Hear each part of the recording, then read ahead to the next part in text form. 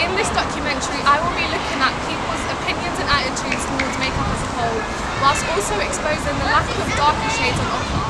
According to official statistics, Black and ethnic women alike make up more than 50% of people that are buying makeup yearly. Fair sand, fair neutral, fair light neutral, light neutral, light sand, light medium neutral, light medium honey, medium sand, medium neutral, medium tan honey, deep honey, rich sand, mahogany.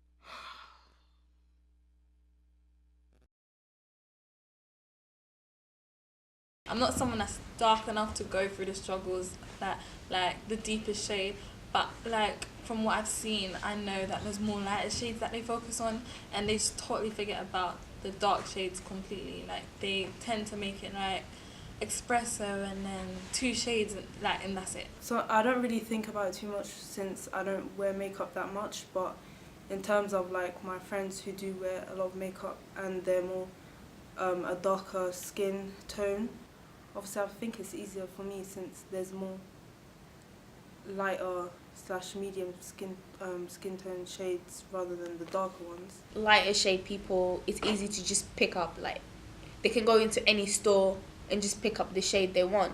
So it seems like it's slightly harder for dark skinned people. I honestly feel like, who are they trying to appeal to? Because who is their audience? Clearly it's not anyone dark skinned.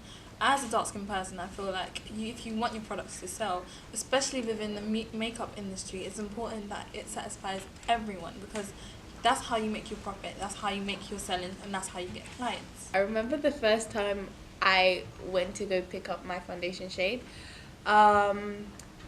It was quite tricky because, like, I had to test colours out, and I was like, this is too light for me, this is too dark for me, and they didn't have darker shades. I know what shade it is, but then I have to, at times I do have to mix it. Like, say if I go like NYX, or if I get MAC or something, might have to mix it, but it's not, I don't really go for the struggle. The foundation, I think that for Fenty Beauty, Rihanna to come out with 40 shades,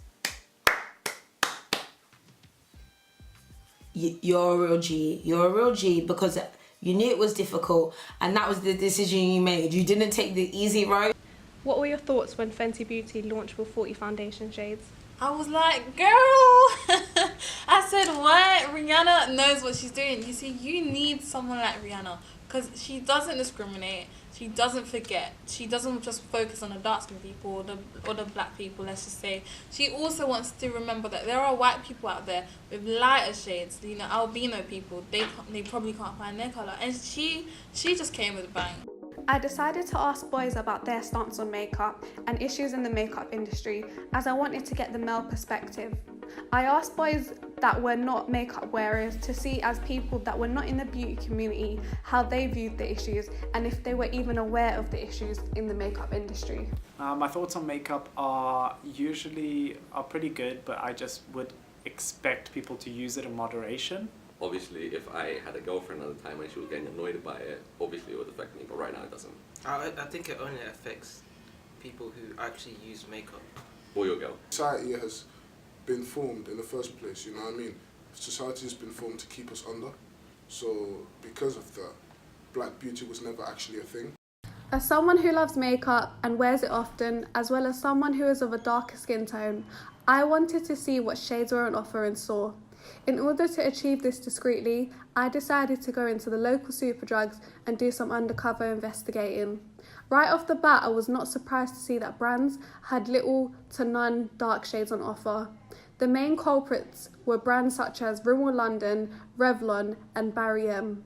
Barry M, in fact, had only 2 darker shades on offer.